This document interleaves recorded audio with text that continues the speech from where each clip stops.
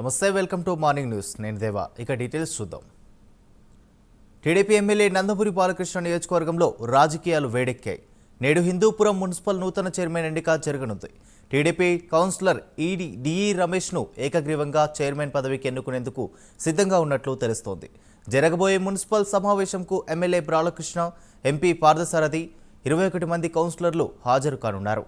ఈ నేపథ్యంలో ఎమ్మెల్యే నందమూరి బాలకృష్ణ హిందూపురంలోని తన క్యాంప్ కార్యాలయానికి చేరుకున్నారు.